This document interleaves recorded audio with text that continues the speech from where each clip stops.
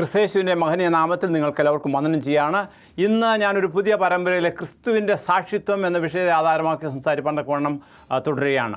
ഇന്നത്തെ എൻ്റെ വിഷയം ക്രിസ്ത്യാനികളുടെ യോഗ്യതകൾ. അതിനെക്കുറിച്ച് സംസാരിക്കുന്നതിന് മുൻപായിട്ട് നമുക്ക് നമ്മുടെ ദൈവത്തോട് പ്രാർത്ഥിക്കാം. അടിയങ്ങളെ അത്യധികമായി സ്നേഹിക്കുന്ന സ്വർഗീയ വാഴ്ത്തപ്പെട്ട ദൈവമേ, തിരുനാമത്തിന് വീണ്ടും നന്ദിയോടെ സ്തോത്രം.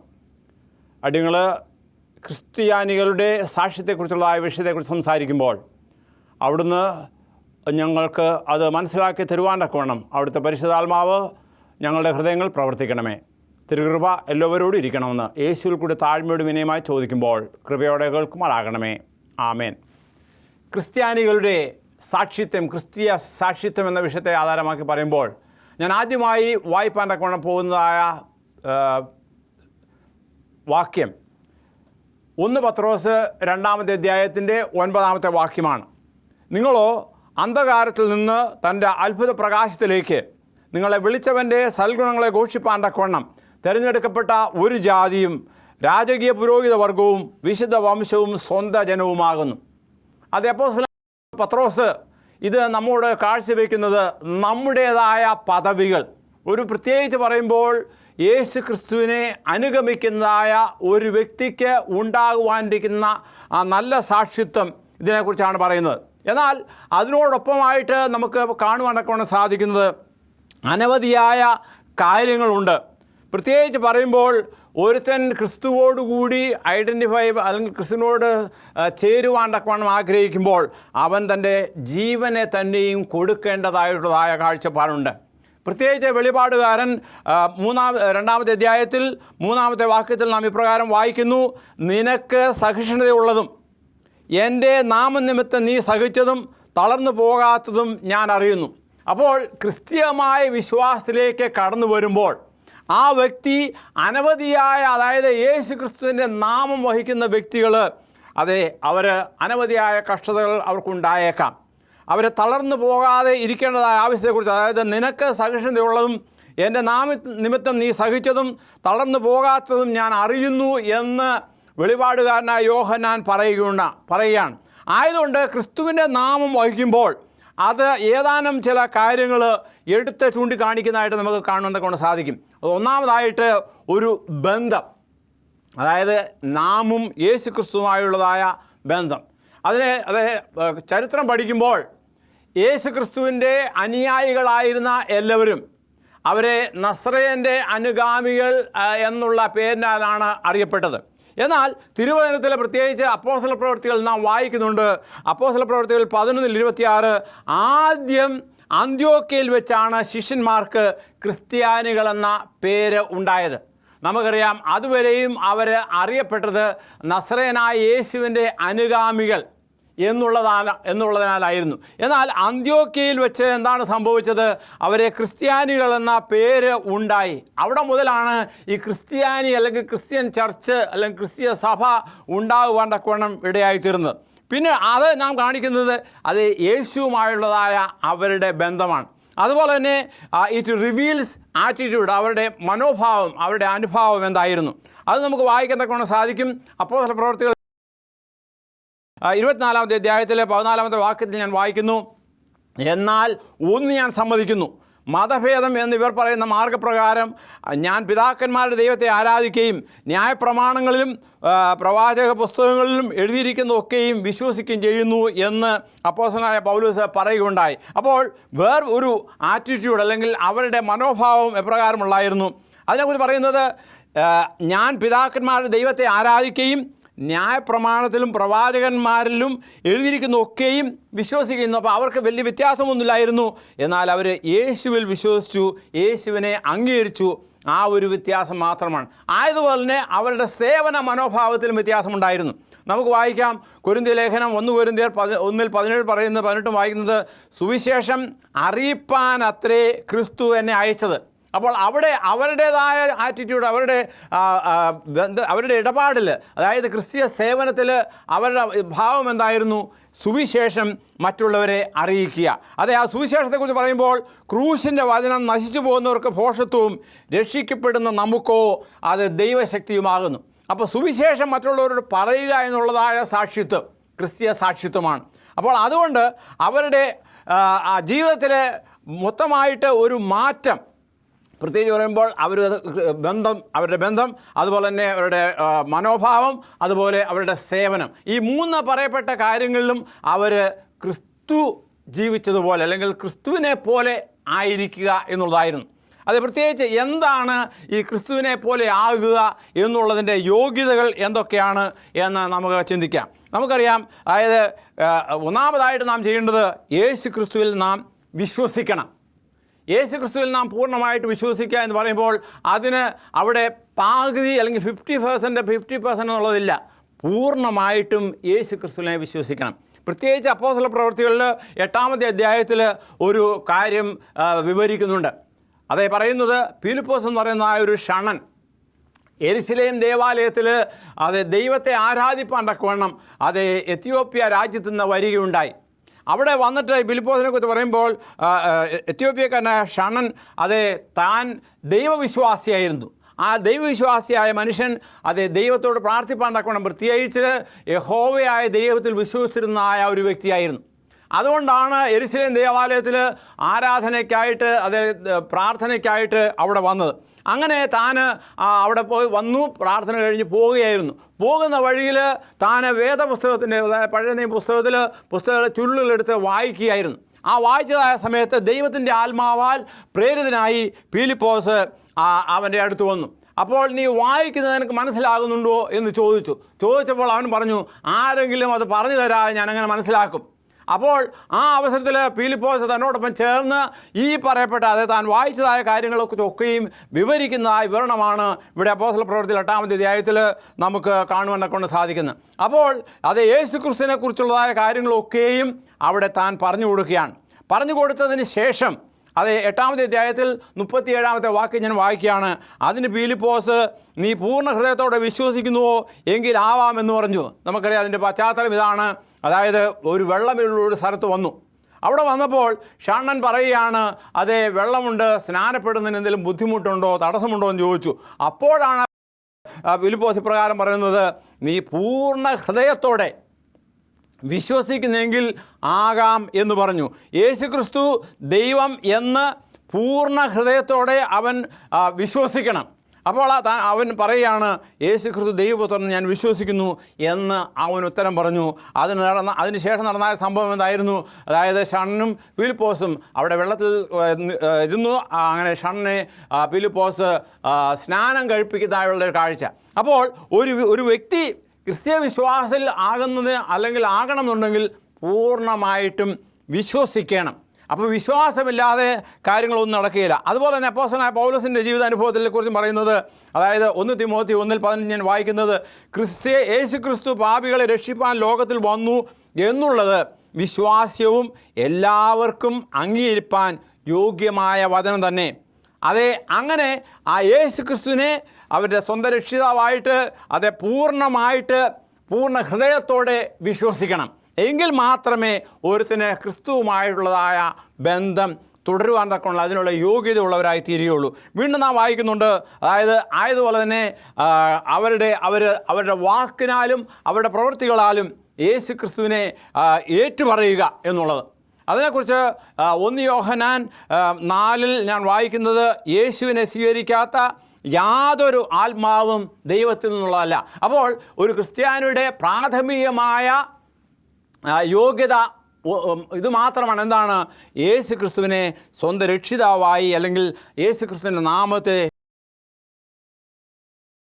സ്വീകരിക്കുക എന്നുള്ളത്. ആയതുപോലെ തന്നെ റോമാലേഖനം 10-ാമത്തെ അധ്യായത്തിൽ 9-10 വാക്യത്തിൽ പ്രകാരം പറയുന്നു, യേശു ക്രിസ്തുവിനെ കർത്താവ് എന്ന് വായ് കൊണ്ട് ഏറ്റുപറയുകയും ദൈവം അവനെ മരിച്ചവരിൽ നിന്ന് ഉയർത്തെഴുന്നേൽപ്പിച്ചു എന്ന് ഹൃദയം കൊണ്ട് വിശ്വസിക്കുകയും ചെയ്താൽ നീ രക്ഷിക്കപ്പെടും. അതേ, ഹൃദയം കൊണ്ട് നീതിക്കായി വിശ്വസിക്കാതെയും വായ് കൊണ്ട് രക്ഷയ്ക്കായി ഏറ്റുപറയുകയും ചെയ്യുക. അപ്പോൾ ഹൃദയം കൊണ്ട് നീതിക്കായി വിശ്വസിക്കുകയും വായ് കൊണ്ട് രക്ഷയ്ക്കായി ഏറ്റുപറയുകയും ചെയ്യുക. അപ്പോൾ അവിടെ അതായത് കൊണ്ട് നമ്മുടെ അംഗീകാരത്തെ വിശ്വാസത്തെ നാം ഏറ്റുപറയുക, അതുപോലെ തന്നെ ഹൃദയം കൊണ്ട് അംഗീകരിക്കുക. അപ്പോൾ ഇതൊക്കെ കാര്യം ശരിയാണ്. പലരും എല്ലാവരും കാണെ വാ കൊണ്ട് ഏറ്റുപറയും, പക്ഷെങ്കിൽ അവരുടെ ഹൃദയം കൊണ്ട് ദൈവത്തിൽ നിന്ന് അകന്നിരിക്കുന്ന ആ ഒരു സാഹചര്യം പക്ഷേ ദൈവം കാണുന്നുണ്ട്. ആയതുകൊണ്ട് ദൈവികമായ ഇടപാടിൽ നാം പൂർണ്ണമായ നമ്മുടെ വാക്കുകളാൽ നമ്മുടെ പ്രവൃത്തികളാൽ ദൈവത്തിൽ വിശ്വസിക്കുക. അതുമാത്രമല്ല, അതേ കർത്താവായ യേശു ക്രിസ്തു ഈ ഭൂമിയിലായിരുന്നപ്പോൾ വിശുദ്ധ മത്തായിയുടെ സുവിശേഷം 10:32 വാക്യത്തിൽ പ്രകാരം വായിക്കുന്നു, മനുഷ്യരുടെ മുമ്പിൽ എന്നെ ഏറ്റുപറയുന്ന ഏവനെയും സ്വർഗസ്ഥനായ എൻ്റെ പിതാവിൻ്റെ മുൻപിൽ ഞാനും ഏറ്റുപറയും. അതേ കാര്യം തന്നെ ലൂക്കോസിൻ്റെ സുവിശേഷത്തിൽ പറയുന്നുണ്ട്, മനുഷ്യരുടെ മുമ്പിൽ ആരെങ്കിലും എന്നെ ഏറ്റുപറഞ്ഞാൽ 12:10 ഏറ്റുപറഞ്ഞാൽ അവനെ മനുഷ്യപുത്രൻ ദൈവദൂതന്മാരുടെ മുമ്പിൽ ഏറ്റുപറയും. അപ്പോൾ ഇവിടെ നാം കാണുന്ന കാര്യം എന്താണ്? മറ്റുള്ളവരുടെ മുൻപാകെ യേശുവിൻ്റെ ഒരു ഉത്തമ സാക്ഷിത്വം വഹിക്കുന്നത് നമ്മുടെ വിശ്വാസത്തെ ചൂണ്ടിക്കാണിക്കുന്നുള്ളതാണ്. അതല്ലാതെ ഒളിച്ചും പാത്തും അല്ലെങ്കിൽ പതുങ്ങിയും ഇരുന്നുള്ളതായ നടപടികളല്ല ദൈവം അംഗീകരിക്കുന്നത്. മനുഷ്യരുടെ ഇടയിൽ ഉത്തമ സാക്ഷികളായി ജീവിപ്പാൻ തക്കവണ്ണം എന്തു ചെയ്യണം?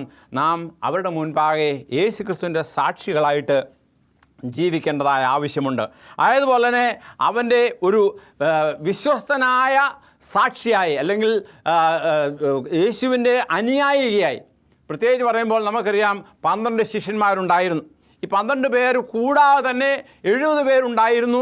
അതുപോലെ തന്നെ 120 പേരുണ്ടായിരുന്നു. അങ്ങനെയുള്ളതായ സംഖ്യകളൊക്കെ ഉണ്ടായിരുന്നു. എന്നാൽ ഇവർ ഏറ്റവും തിരഞ്ഞെടുക്കപ്പെട്ടതായ അപ്പോസ്തലന്മാരായി മാറുകയുണ്ടായി. എന്നാൽ മറ്റുള്ള അനേകർ യേശുവിൻ്റെ അനുയായികളായി തൻ്റെ ശിഷ്യന്മാരായിട്ടുണ്ടായിരുന്നു. അതിനെക്കുറിച്ച് യോഹന്നാൻ്റെ സുവിശേഷം 8-ാമത്തെ അധ്യായത്തിൽ 31-ാമത്തെ വാക്യം ഞാൻ വായിക്കുന്നത്, തന്നിൽ വിശ്വസിച്ച യഹൂദന്മാരുടെ യേശു എൻ്റെ വചനത്തിൽ നിലനിൽക്കുന്നുവെങ്കിൽ നിങ്ങൾ വാസ്തവമായി എൻ്റെ ശിഷ്യന്മാരായിത്തീരുന്നു. അതായത് യേശു ക്രിസ്തു പഠിപ്പിച്ച തൻ്റെ വചനത്തിൽ നിലനിൽക്കുന്നവർ അവൻ്റെ ശിഷ്യന്മാരായി ഇരിക്കും എന്നുള്ളതാണ് അവിടെ പറയുന്നത്. അതുപോലെ തന്നെ വിശുദ്ധ മത്തായിയുടെ സുവിശേഷം 10-ാമത്തെ അധ്യായത്തിൽ 14-ാമത്തെ വാക്യത്തിൽ ഇപ്രകാരം വായിക്കുന്നു, ആരെങ്കിലും നിങ്ങളെ കൈക്കൊള്ളാതെയും നിങ്ങളുടെ വചനങ്ങളെ കേൾക്കാതെയും ഇരുന്നാൽ ആ വീടോ പട്ടണമോ വിട്ട് പോകുമ്പോൾ നിങ്ങളുടെ കാലിലെ പൊടി തട്ടിക്കളവീൻ എന്ന് പറയുകയുണ്ടായി. അപ്പോൾ അവർക്ക് യേശുവുമായുള്ളതായ ഒരു ബന്ധം ഇല്ലാത്തൊരു സാഹചര്യത്തിലേക്കാണ് നീങ്ങുന്നത്. എന്നാൽ വിശ്വസിക്കുന്നവരെന്ത് ചെയ്യും? യേശുവിനെ അംഗീകരിക്കും.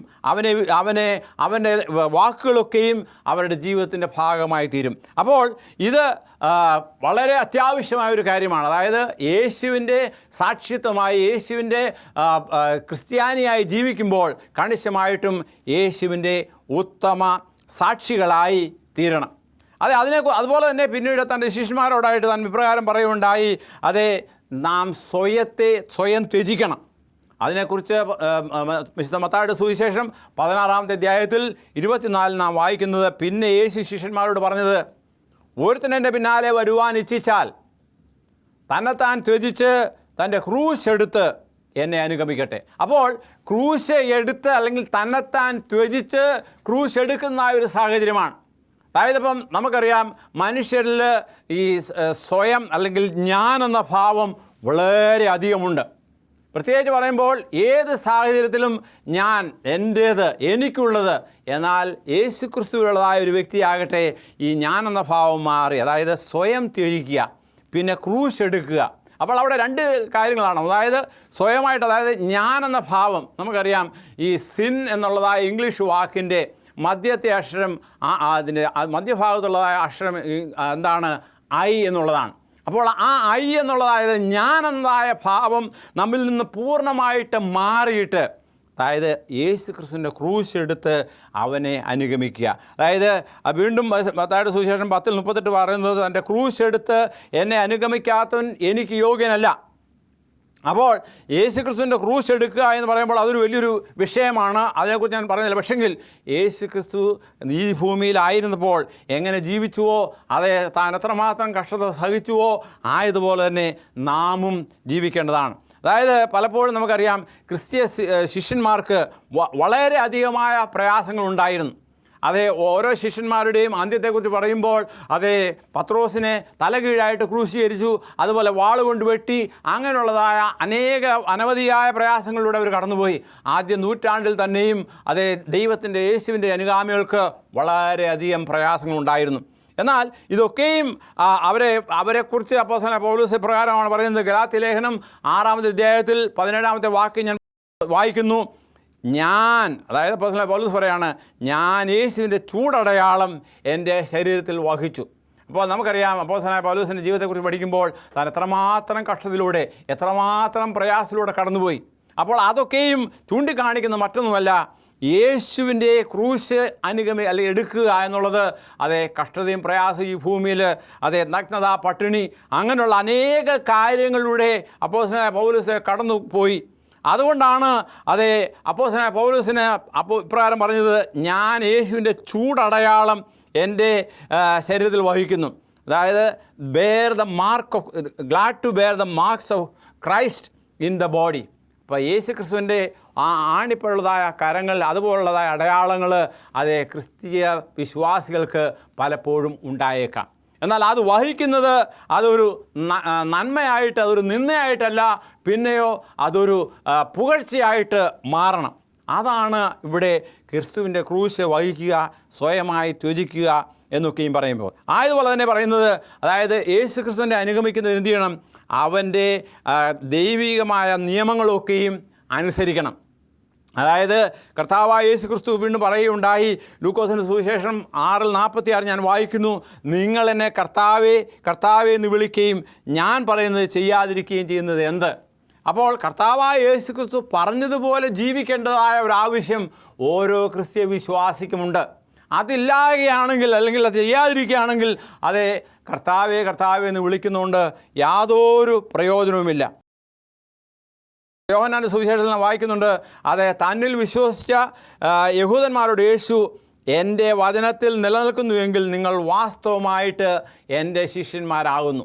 അപ്പോൾ നാം യേശു ക്രിസ്തുവിൻ്റെ വചനത്തിൽ നിലനിൽക്കുന്നു എങ്കിൽ മാത്രമേ അവൻ്റെ യഥാർത്ഥ ശിഷ്യന്മാരായിട്ട് ജീവിപ്പാൻ തക്കവണ്ണം സാധിക്കുകയുള്ളൂ. അപ്പോൾ ഈ ക്രിസ്തീയ സാക്ഷ്യത്വം എന്ന് പറയുന്നത് യേശു ക്രിസ്തുവിൻ്റെ അനുഭാവികളായി, യേശു ക്രിസ്തുവിനെ അനുകരിക്കുന്നവരായി, യേശു ക്രിസ്തു പറഞ്ഞതുപോലെ ജീവിക്കുന്നവരായി അങ്ങനെ ചെയ്തെങ്കിൽ മാത്രമേ നമ്മുടെ ക്രിസ്തീയ വിശ്വാസം കൊണ്ട് എന്തെങ്കിലും ഒരു സാക്ഷ്യത്വം വഹിപ്പാൻ തക്കവണ്ണം നമുക്ക് സാധിക്കുകയുള്ളൂ. അതെ, അതുകൊണ്ടാണ് വീണ്ടും ഞാൻ യാക്കോബ് എഴുതിയ ലേഖനം 1:22 വായിക്കുന്നത്, എങ്കിലും വചനം കേൾക്ക മാത്രം ചെയ്തുകൊണ്ട് തങ്ങളെ തന്നെ ചതിക്കാതെ അതിനെ ചെയ്യുന്നവരായും ഇരിപ്പിൻ.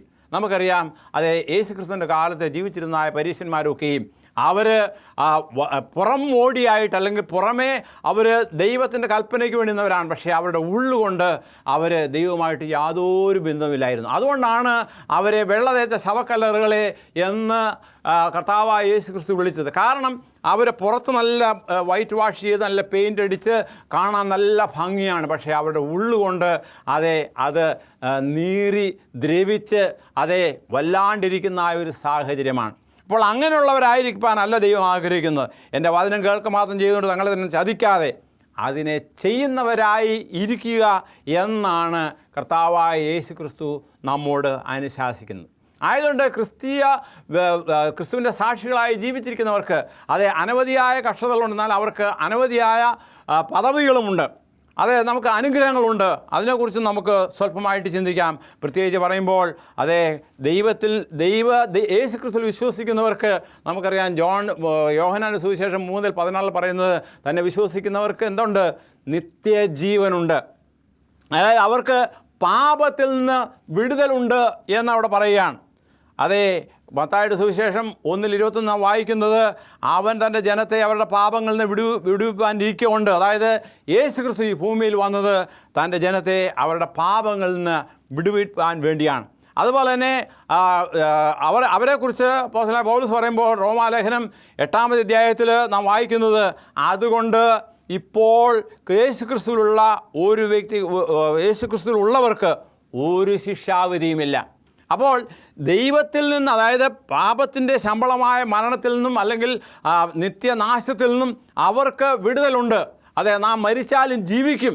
അപ്പോൾ യേശു ക്രിസ്തുവിൽ വിശ്വസിക്കുന്നവർക്ക് നിത്യജീവൻ തരുവാൻ വേണ്ടിയാണ് യേശു ക്രിസ്തു ഈ ഭൂമിയിൽ വന്നത്. അതുമാത്രമല്ല, അനവധിയായ അനുഗ്രഹങ്ങൾ നമുക്കുണ്ട്. അതിനെക്കുറിച്ച് വീണ്ടും നാം വായിക്കുന്നുണ്ട്. ദൈവത്തിൻ്റെ ഹയേഴ്സ് ഓഫ് ഗോഡ്സ് കിങ്ഡം, അതായത് ദൈവത്തിൻ്റെ ഉടമസ്ഥകൾ, ദൈവികമായ അനവധിയായ ഉടമകൾ. അതിനെക്കുറിച്ച് പത്രോസ് പറയുന്നത് 2 പത്രോസ് 1:2 വായിക്കുന്നത്, തൻ്റെ മഹത്വത്താലും വീര്യത്താലും നമ്മെ വിളിച്ചവൻ്റെ പരിജ്ഞാനത്താൽ അവൻ്റെ ദിവ്യശക്തി ജീവനും ഭക്തിക്കും വേണ്ടിയതൊക്കെയും നമുക്ക് ദാനം ചെയ്തിരിക്കുന്നുവല്ലോ. അപ്പോൾ ദൈവം നമുക്ക് എന്താണ് അനവധിയായ അനുഗ്രഹങ്ങൾ നൽകുവാൻ തക്കവണ്ണമാണ് ആഗ്രഹിക്കുന്നത്. ആയതുകൊണ്ട് നാം ഈ ക്രിസ്തീയ വിശ്വാസത്തിലായിരിക്കുമ്പോൾ അത് യേശുക്രിസ്തു പറഞ്ഞ പോലെ വചനം കേൾക്കുക മാത്രമല്ല അതനുസരിക്കുകയും ചെയ്യുന്നവർക്ക് എന്താണ് അവർക്ക് അനവധിയായ അനുഗ്രഹങ്ങൾ അത് ദൈവം വാഗ്ദത്തം ചെയ്തിട്ടുണ്ട്. അപ്പോസ്തലനായ പൗലോസ് പറയുമ്പോൾ എഫേസ്യ ലേഖനത്തിൽ 1:22-21 വായിക്കുന്നത്, എല്ലാ വാഴ്ചയ്ക്കും അധികാരത്തിനും ശക്തിക്കും കർത്തൃത്വത്തിനും ഈ ലോകത്തിൽ മാത്രമല്ല വരുവാനുള്ളതിനും വിളിക്കപ്പെടുന്ന സകല നാമത്തിലും മീതെ അത് ഇരുത്തുകയും സർവ്വവും തൻ്റെ കാൽ കീഴാക്കി വെച്ച് അവനെ സർവ്വത്തിനും മീതെ തലയാക്കി എല്ലാറ്റിനും എല്ലാം നിറയ്ക്കുന്നതിൻ്റെ നിറവായിരിക്കുന്ന അവൻ്റെ ശരീരമായ സഭയ്ക്ക് കൊടുത്തിരിക്കുകയും ചെയ്തിരിക്കുന്നു. അപ്പോൾ എത്രമാത്രം അനവധിയായ അനുഗ്രഹങ്ങൾ ദൈവം നമുക്ക് നൽകുവാൻ തക്കവണ്ണം ആണ് തിരുവചനത്തിൽ നിന്ന് നമ്മെ അറിയിക്കുന്നത്. അതേ പ്രിയരെ, അതുമാത്രമല്ല പിശാചിൽ നിന്ന് നമുക്ക് ജയാളികളായി തീരുവാൻ തക്കവണ്ണം സാധിക്കും. അതായത് റോമാലേഖനത്തിൽ അപ്പോസ്തലനായ പൗലോസ് പറയുമ്പോൾ, സമാധാനത്തിൻ്റെ ദൈവമോ വേഗത്തിൽ സാത്താനെ നിങ്ങളുടെ കാൽ കീഴെ ചതച്ച് കളയും. അപ്പോൾ എത്രമാത്രം നമുക്ക് ശക്തിയും അനുഗ്രഹവും ഉണ്ട് എന്നുള്ളവിടെ ചൂണ്ടിക്കാണിക്കുകയാണ്. സമാധാനത്തിൻ്റെ ദൈവമോ വേഗത്തിൽ സാത്താനെ നിങ്ങളുടെ കാൽ കീഴെ ചതച്ച് കളയുകയാണ്. നാം ഓർത്ത് നോക്കുക, നമുക്ക് സാധിക്കാത്തൊരു കാര്യം, അതായത് മാനുഷികമായി ജഡികമായി അല്ലെങ്കിൽ നാം ഈ ഭൂമിയിൽ ജീവിക്കുമ്പോൾ ആത്മീയമായ ഉണർവുള്ളവരായി യേശുവിൻ്റെ അനുയായികളായി ജീവിക്കുമ്പോൾ അതേ ദൈവം നൽകുന്ന ആ ഒരു സൗഭാഗ്യമാണ് പിശാചിനെ കാൽ കീഴെ ചതച്ച് കളയുക. അതുപോലെ തന്നെ എസെക്കിയേൽ പ്രവചനം 28:18 പറയുന്നത്, അതുകൊണ്ട് ഞാൻ നിൻ്റെ നടുവിൽ നിന്ന് തീ പുറപ്പെടുവിക്കും, ആദ്യം നിന്നെ ദഹിപ്പിച്ച് കളയും, നിന്നെ കാണുന്ന ഏവരുടെയും മുമ്പിൽ ഞാൻ നിന്നെ നിലത്ത് ഭസ്മമാക്കി കളയും. ഇത് പിശാചിനെ സംഭവിക്കാൻ പോകുന്നതായ കാര്യത്തെക്കുറിച്ചാണ് പറയുന്നത്. അതുപോലെ പാപവും മരണവും ഇല്ലായ്മയാകും. പ്രത്യേകിച്ച് പറയുമ്പോൾ കൊരിന്ത്യ ലേഖനത്തിൽ 15 നാം വായിക്കുന്നുണ്ട്, മരണത്തിൻ്റെ അധികാരിയായ പിശാചിനെ തൻ്റെ മരണത്താൽ നീക്കി ജീവപര്യന്തം മരണഭീതിയാൽ അടിമകളായിരുന്നവരെ ഒക്കെയും വിടുവിക്കുന്ന ഒരു സാഹചര്യം ആയതുകൊണ്ട് ദൈവികമായി നൽകുവാനിരിക്കുന്ന ഈ അനുഗ്രഹങ്ങൾ അത് അനവധിയായതാണ്. അത് നാം ഇങ്ങനെ വരയിട്ട് അല്ലെങ്കിൽ എഴുതുകയാണെങ്കിൽ അത് അത്യനവധിയാണ്. എന്നാൽ നിത്യജീവൻ നമുക്ക് തരുവാൻ തക്കവണ്ണമാണ് ദൈവം പോകുന്നത്. അതുമാത്രമല്ല, അത് ദൈവത്തിൻ്റെ പരിശുദ്ധാത്മാവിനെ നമുക്ക് തരും.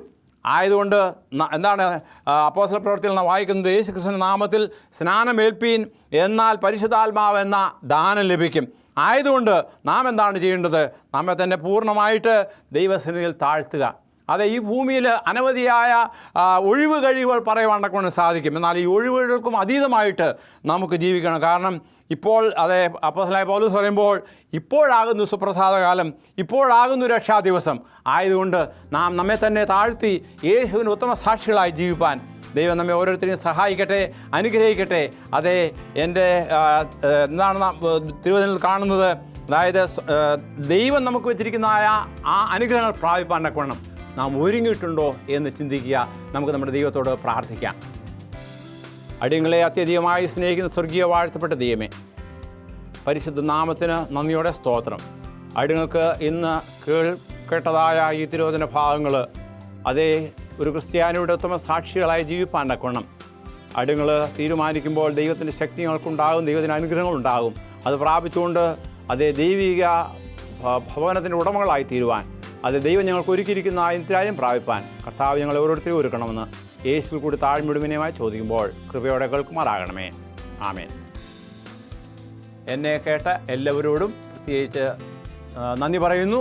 നിങ്ങൾക്ക് എന്തെങ്കിലും ചോദ്യങ്ങളോ സംസാരിക്കാനുള്ള വിഷയങ്ങളോ ഉണ്ടെങ്കിൽ ഞങ്ങൾ താഴെ കൊടുത്തിരിക്കുന്ന മേൽവിലാസത്തിൽ എഴുതുക. കണിശമായിട്ടും ഞങ്ങളുടെ ഹോപ്പ് ചാനൽ അതിനുവേണ്ടി നിങ്ങൾക്ക് വേണ്ട മറുപടി നൽകുന്നതാണ്. ദൈവം നമ്മെ ഓരോരുത്തരെയും അനുഗ്രഹിക്കട്ടെ. ആമേൻ.